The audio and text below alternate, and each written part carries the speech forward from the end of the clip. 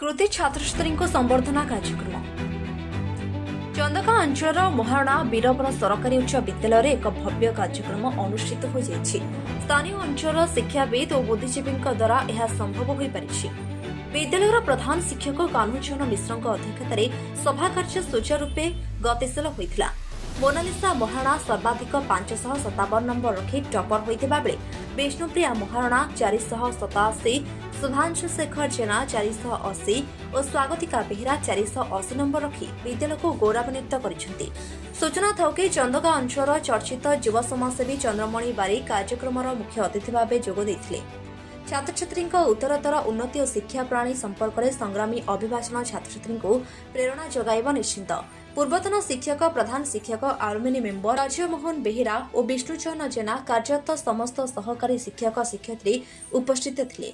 चलंतु कर्तृपक्ष और कृति छात्रछात्री प्रतिक्रिया सुनिबा।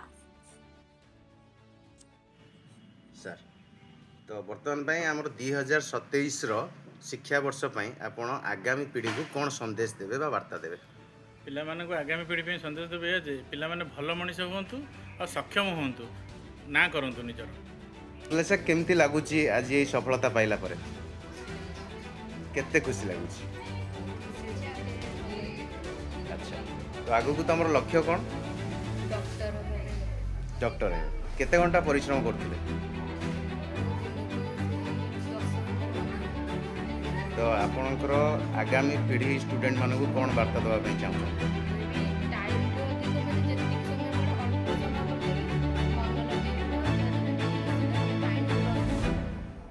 बापा माँ को केते कृतज्ञता देवे?